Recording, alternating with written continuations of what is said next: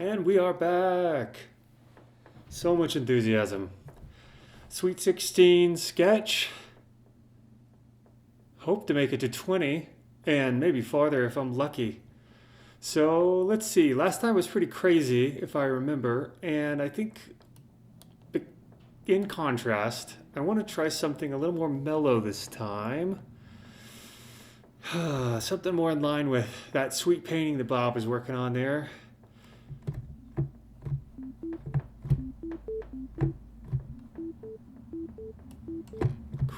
Cool. And hopefully I'll be able to get a better handle on the levels between vocals and what's coming out of Ableton. Last time it was a bit ruckusy. I think I might have gotten a bit drowned out by the sounds. So I'll have to keep an ear on that this time. This time around. Alright, pretty boring stuff. I was thinking we could try and smear it out.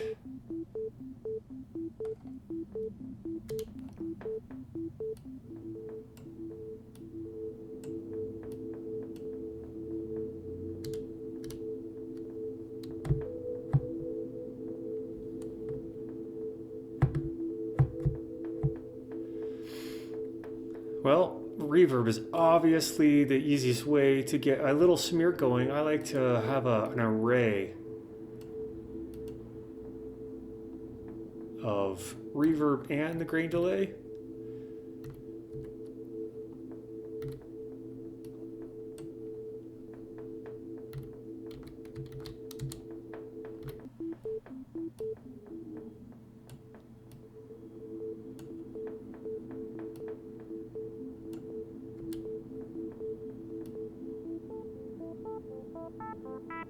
Classic operator.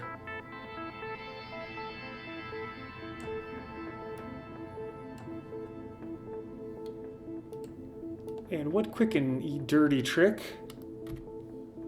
On some melodies you can just add 5 and you get that classic 90s. Back when electronic music producers who didn't really have much of a handle on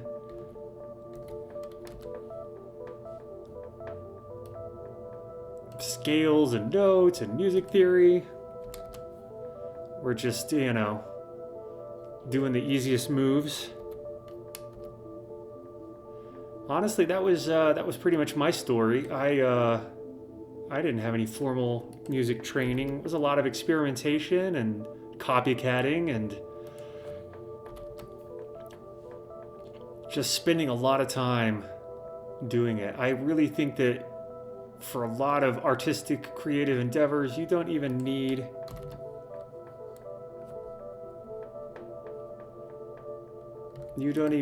much of a real education. I mean, that can help, obviously, and it really depends on where you go to get educated. When I was learning painting in college, honestly,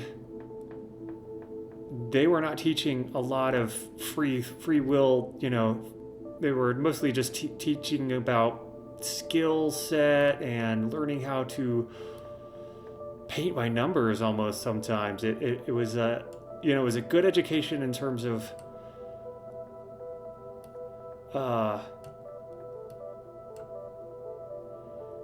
in terms of commercial art, which demands a very stringent kind of rule following. If you're going to be working with clients, you got to be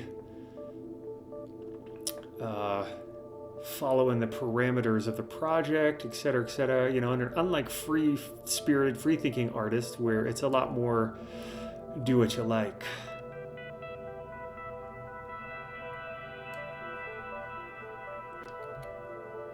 Yeah, got a pretty generic sounding 90s, Berlin's 80s, 70s Berlin school type of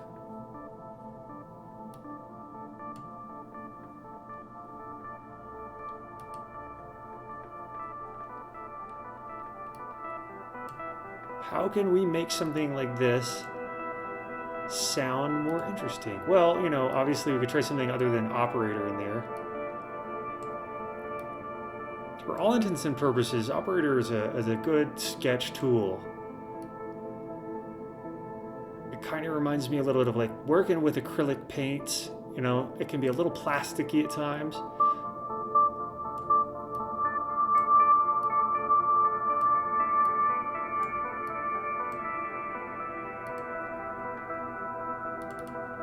I want to pull the delay down on this and see if we get a better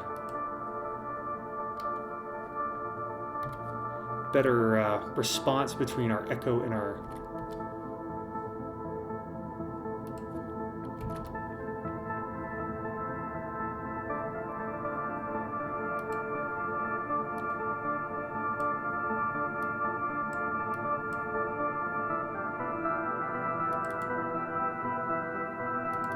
very straightforward. Honestly, you know, when you're doing basic ambient stuff, it doesn't take a lot to get off the ground.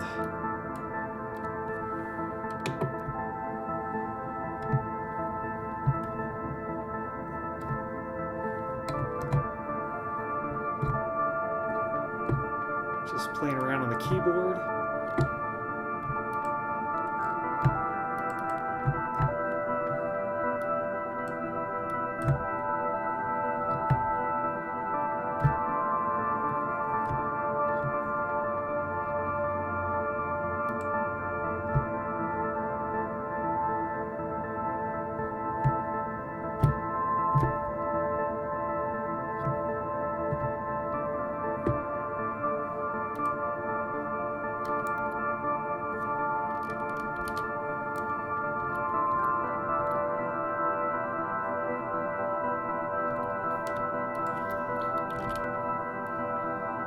I think busting out our warp and flubber effect that we worked with.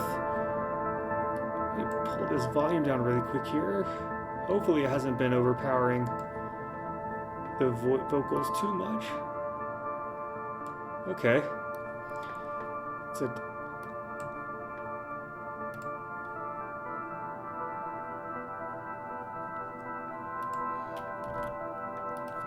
keep getting sidetracked.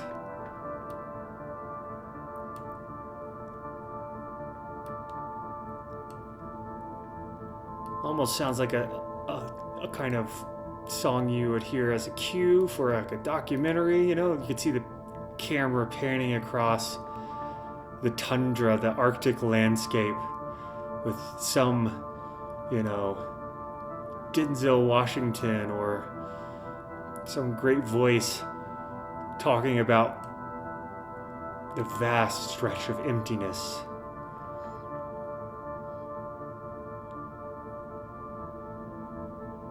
And how the climate is threatening the very fabric of existence in this fragile and majestic landscape. Okay, maybe that's going a little bit too far. So yeah, I want to put this warp and flubber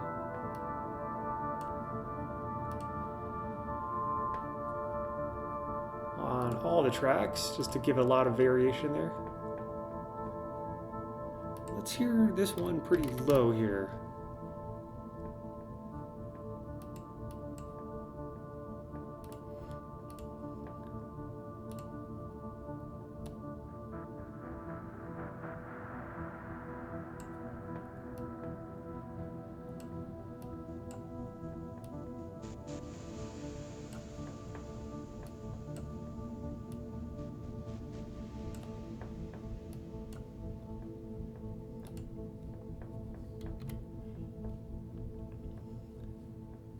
Doesn't take much, honestly.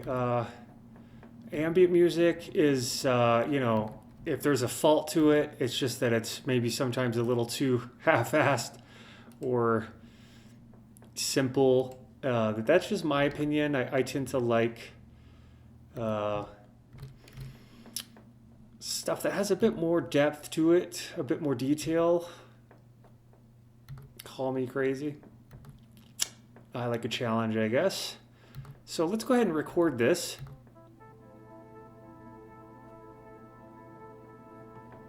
I should have been recording what I was doing a little bit ago, but you never think about it, you know, in the moment when you're just fiddling around and playing with ideas and trying to get a sense of what you might want to do, where you might want to go with it. But if you can remember what you did, or at least 50% of what you did, and repeat it, well, you're in good shape.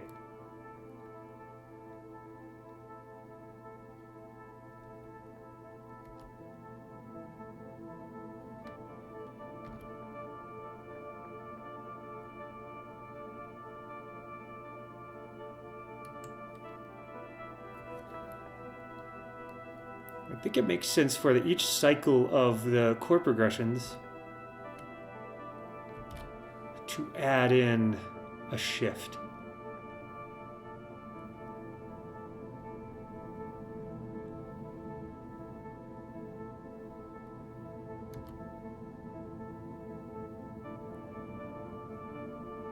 Make sure we're getting this. Yeah, looks like it's going through.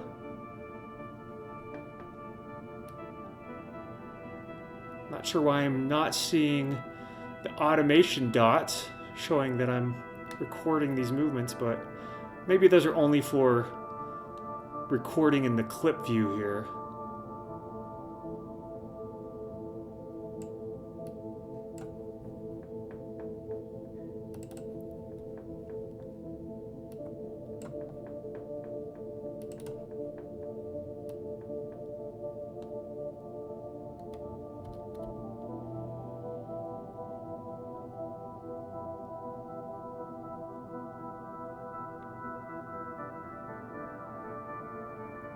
It's good to get some nice slow modulations in there. That's kind of a harbinger of...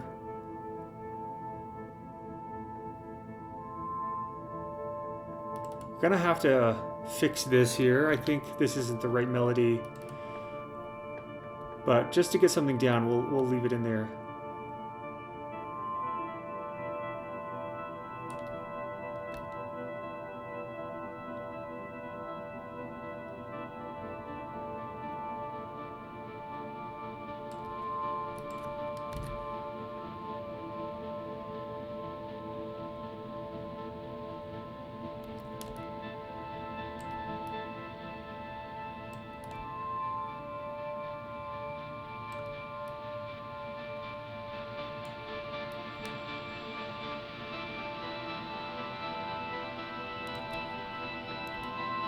Push the res a little bit.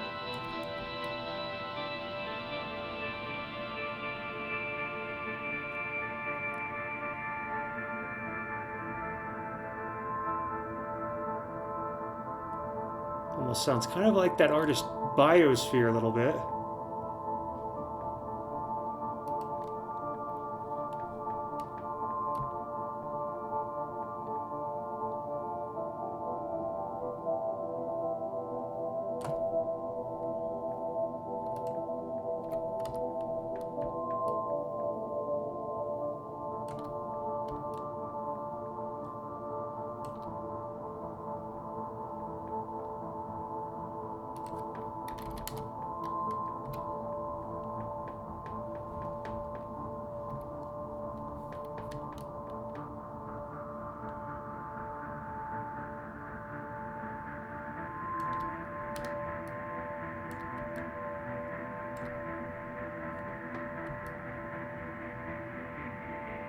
The old classic filter sweep.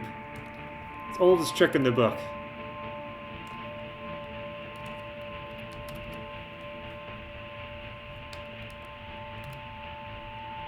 Yeah, that little lead line, it's way too repetitive.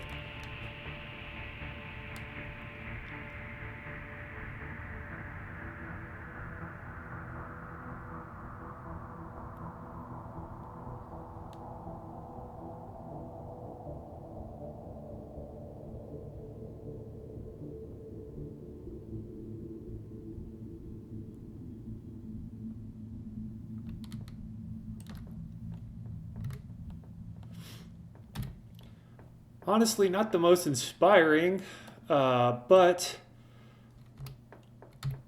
oh, looks like we have a marker left over from a previous sketch. Interesting.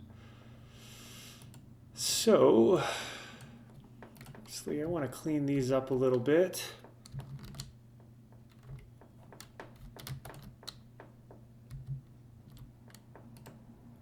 All right, then.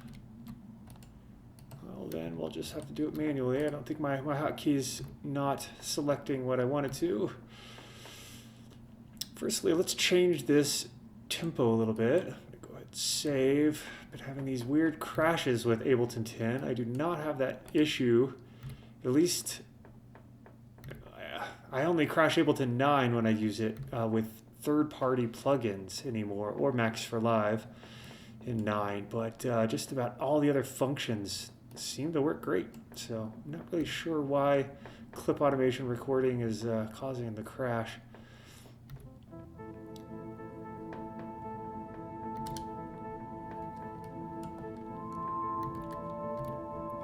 I want to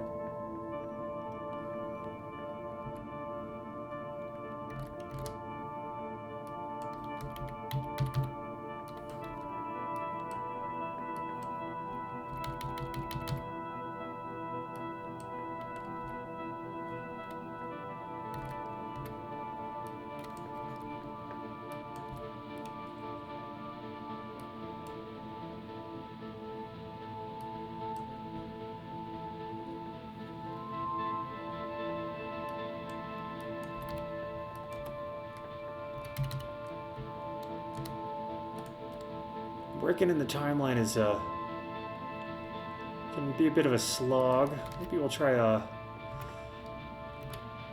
really enjoy clip view and some of the happy accidents you can get out of that. Things in the timeline are obviously a bit more locked down.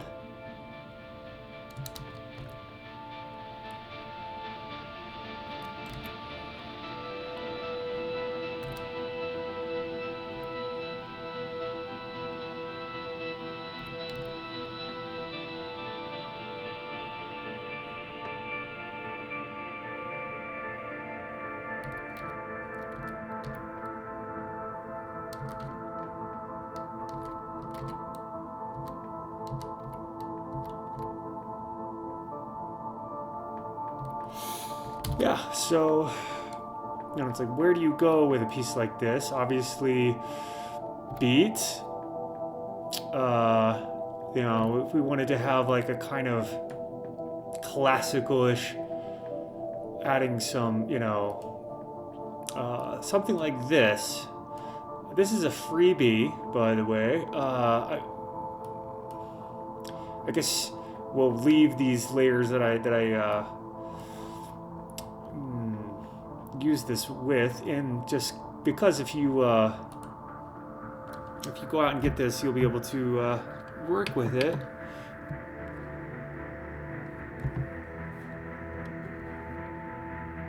I've not really used this before.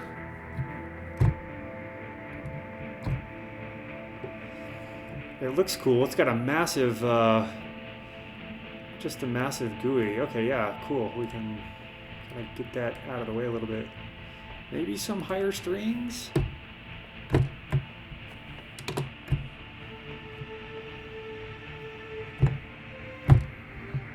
Yeah, it doesn't gel. Obviously need some reverb on that.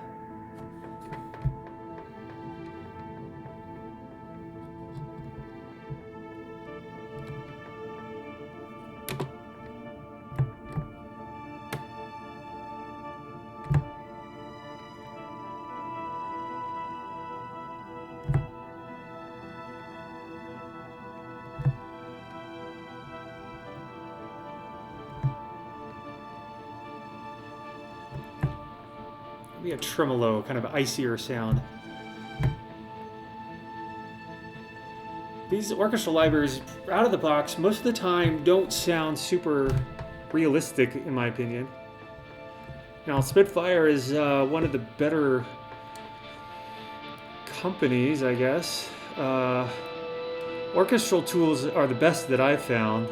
That can be a bit pricey. Also, Spitfire can be pricey as well.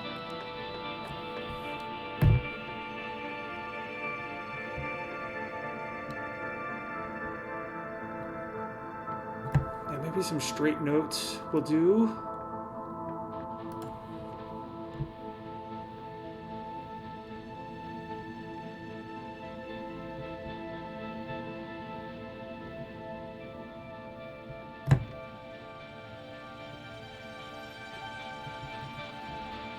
And honestly, when working with orchestral stuff, you have to kind of layer a lot of the different sections together because the, at least for a free, a light edition version that I'm working with right now, it's pretty much, they're not, you're not going to have a lot of round robins, or, if you hit the same key twice, you're going to hear the exact same sample twice. So it's going to sound pretty fake unless you start, adding in a lot of the different sections together, that tutti, as they say, all together orchestral sound. Then you don't notice the fakey kind of sampley stuff as much. That's just my experience with it. Let's pull in a splashy synth. This is also a great plug-in here, one of my faves lately. Freebie, can't go wrong.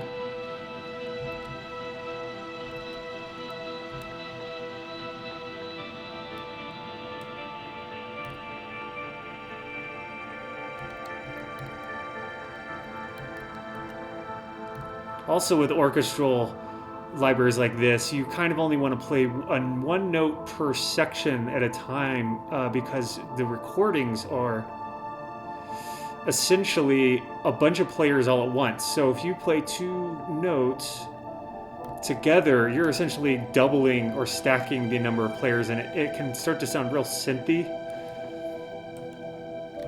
And that's something that most all commercial composers these days try to avoid. If you're doing just a quick mock-up, say for a director or a producer for a game, director for a film,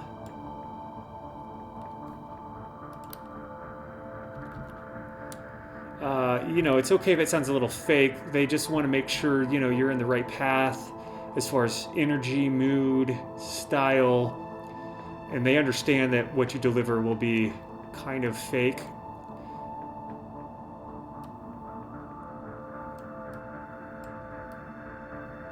But with strings anyway, you can hold these notes for as long as you want, and as long as the sample library has done a good job of looping, it should sound okay, because the string section can just play for as long as they want. It's not like the woodwinds where they have to stop and take breaths. So it's really unrealistic for you to hold a note, a MIDI note, for certain sections like brass and clarinet.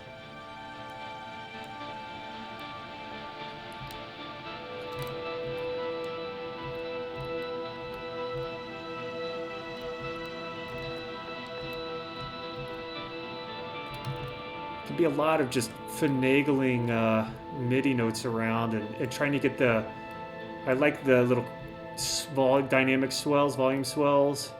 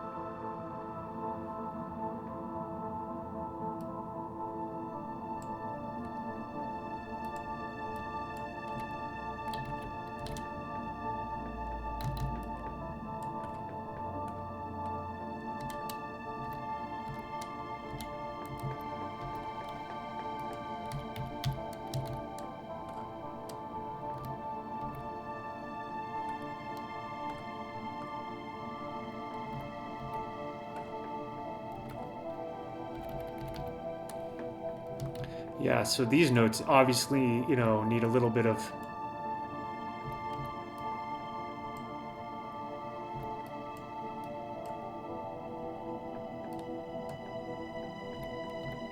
in terms of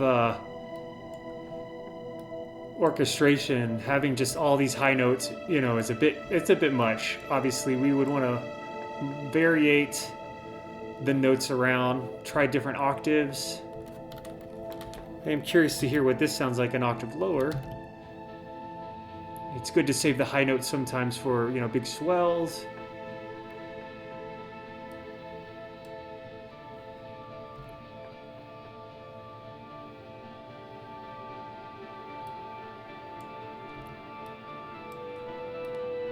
The use of classical sounds in today's modern ambient is it's grown a lot. A lot of artists love that type of connection to, I guess a lot of it's, I think,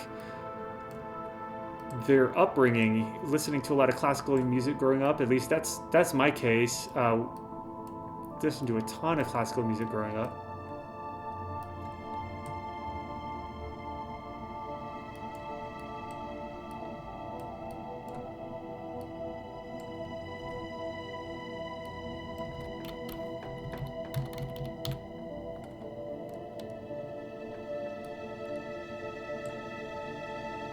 So again, there's some stacking there, but since we're washing out these sounds with reverb, so it doesn't sound quite as synthy, in my opinion. I think we might want to like drop this one an octave or double it, maybe.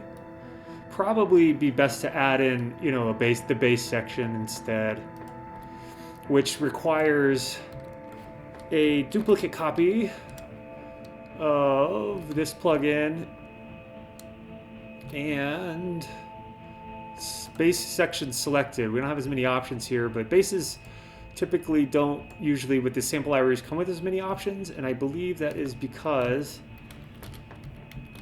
it's just an instrument that like blends in. You don't usually need as many articulations. So we're not playing this note in the right register. We gotta drop it down even further, I think. Yeah, probably lower than that. The violins and violas are much higher, many octaves up from the basses, obviously, when writing that kind of sheet music. Let's make sure we have... Whoops, daisy. Make sure our modulation is up, yeah. That could be the problem. Why we're not hearing anything, because typically... Let's just double check here in the plugin, make sure, we're just barely out of the range. Basses are pretty low, and then the cellos next step up. So dramatic.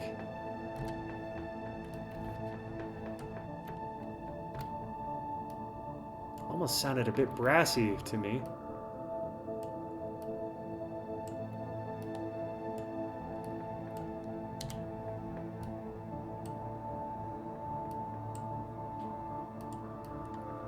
Yeah, I think we want to go up with the bass. We don't want it to just play the same note. 2, 3, 4, 5.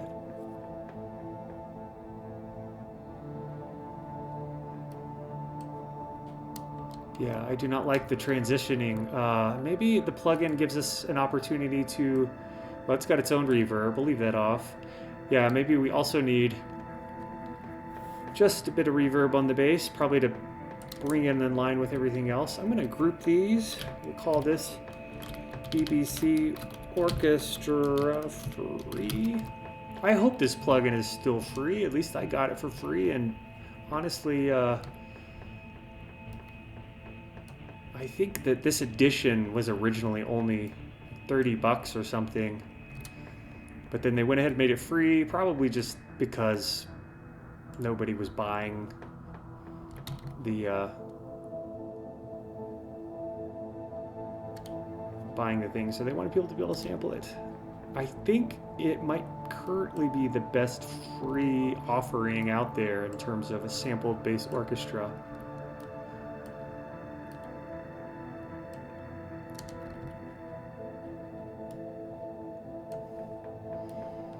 Let's go ahead and move Bob over a little bit. Let him paint in peace in the background there.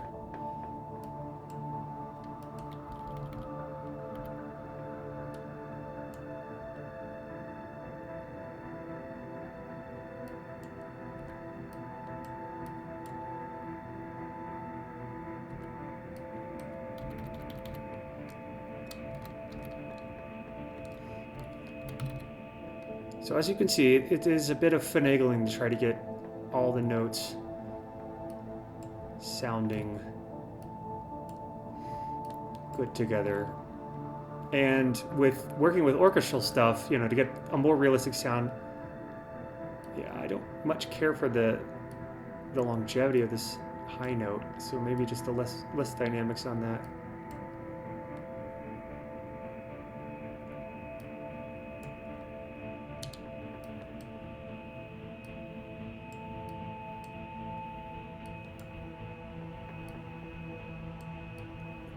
We'll go ahead and fade that out. We'd obviously want to add more sections like brass and stuff in there, but you know, if you're not careful, it can start to sound a bit fake and cheesy. It really does take a lot of coaxing with the dynamics.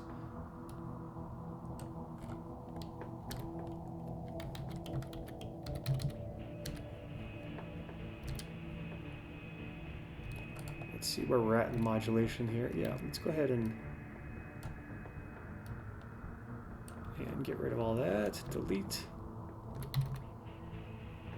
Very minor key. So serious and sad. Poor baby seals in the Arctic. But a piece like this could, you know, work pretty well for a documentary, a section of a documentary. The drone flyover footage.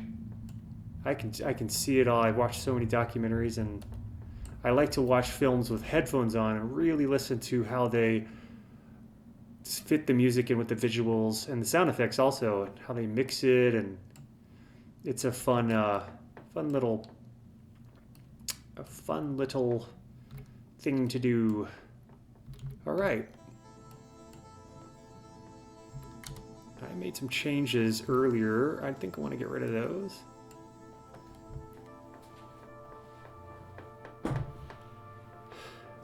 This operator, you know, sounds a little horn-like, clarinet-like. So maybe we'll play with some of these other...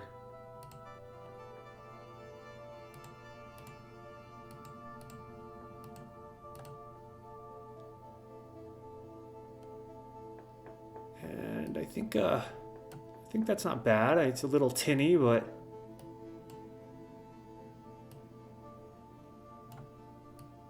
give it a bit of a side-to-side pan there.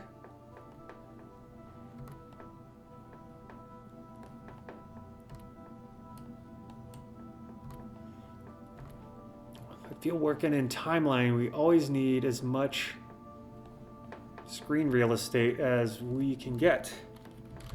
I'm almost thinking a texture, and I had a crackle texture. I can't remember if this is the one or not. Looks like it may be. There was a VST plugin one and one that I had made. Let's go ahead and upgrade that.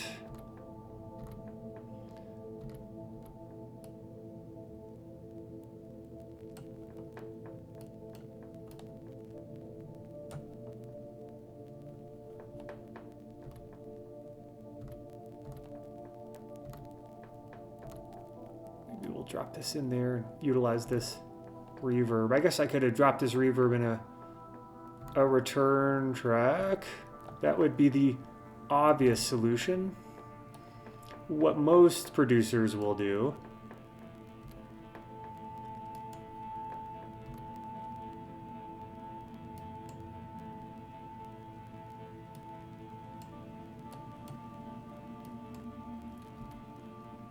Although sometimes I like to have more option for wet sounds. And with a sending to a return, you're only just sending, you know, you still have the regular dry sound going on as well.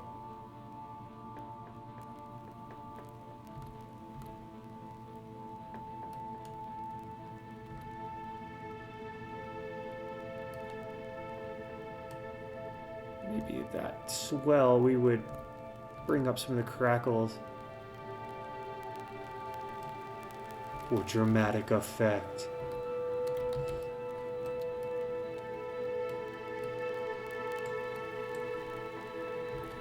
I can also hear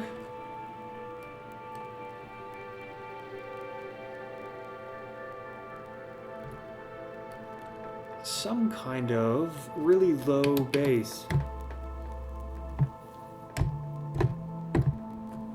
Looking like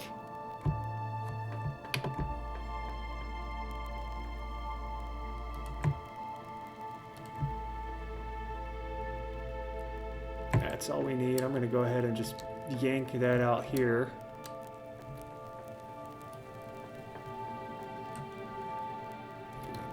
Play on that. Give that a really long.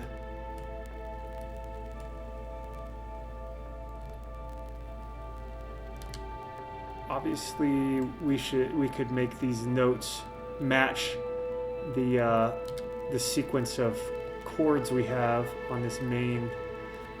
Call this main ambient arpeg.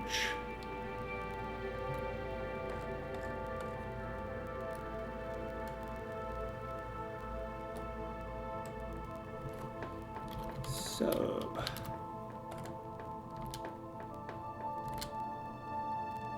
Looks like we lost it. Let's go ahead and hit play again.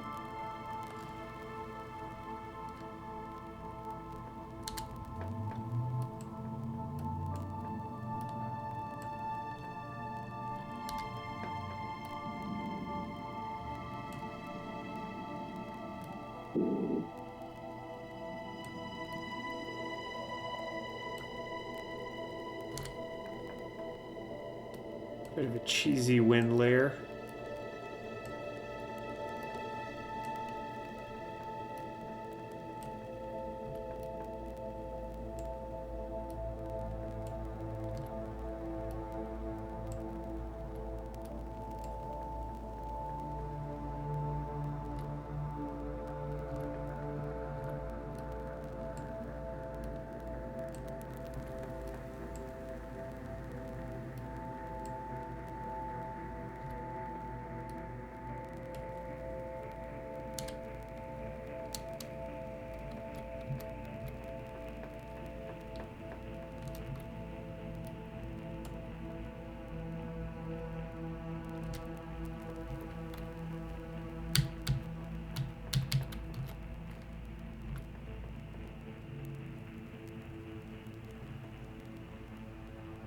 I think you can maybe even go lower than that. It actually sounds a bit like a cello.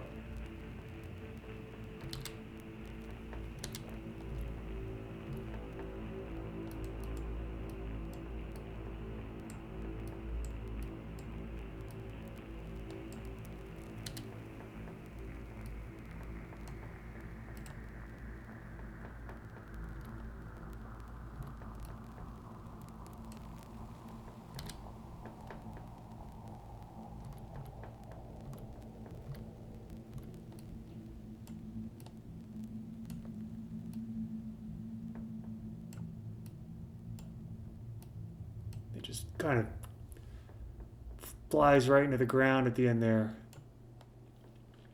So, you know, not the most amazing piece, but obviously better than nothing. It was a fun sketch. I like sketching in the arrangement view. It's a bit more time consuming. I feel like I don't get as many fun, not the same type of inspired ideas that I get over in the clip view with the clip automation option. But I guess at some point, you know, if you want other people to hear it, you got to bring it over into here. I mean, you actually don't have to. I've had some songs that I just rendered out straight from the clip view.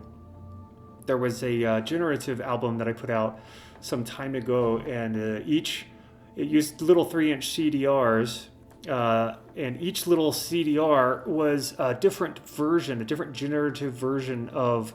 There were 4 songs on that EP, so that was an interesting concept to play with. But I had basically a setup in here to where I would hit play and then stop, and I would hit play here, and the first clip would jump to a random other clip, and each other clip would just play, through with its own set of automations, its own set of tricks inside. And I had a bunch of, each song had a bunch of tracks set up this way. And so I would just then hit render out at that point, because you can render straight from the clip view. And so I was able to get a different version of each song. Sometimes it would be quite dramatically different. It really just depended on how I programmed it, how I automated each of the inside. Sometimes I'd have these racks with effects that would only turn on for certain clips. So I'll just do a quick example. Why not while we're waiting? We've only spent 40 minutes on this so far, and we would call this the start point, and then maybe FX1, FX2, blah blah blah. You get the point. The follow action for the first one has to be anything other than itself, and then these don't get any follow actions.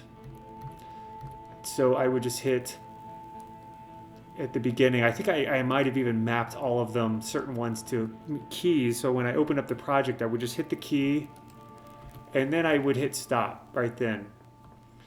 And so I could then hit render, and I could choose the length here, and it would just start from 0. And that's it. And I had it spaced out so that as long as I rendered at a certain length, the contents inside would be completely different. We'll go over this idea some other time. I think it's a really cool concept and is worth exploring more.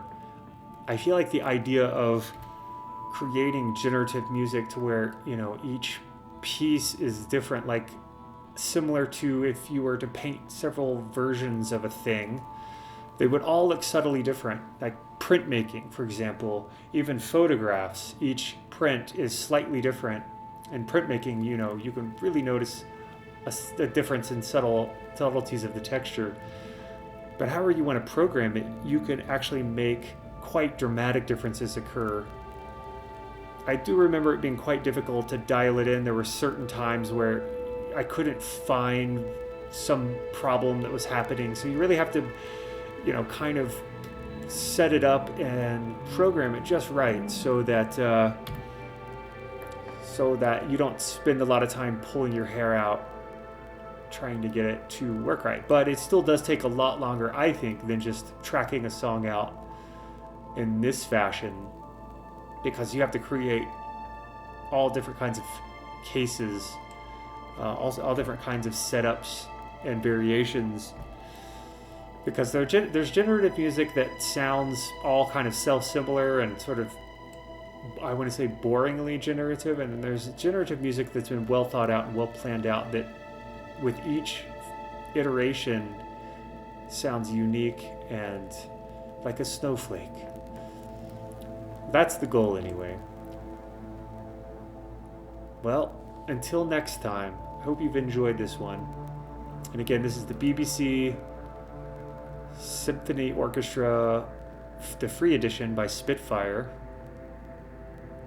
I recommend picking it up. It's the best quality free one out there. There's not too many free options for whole orchestral sampler options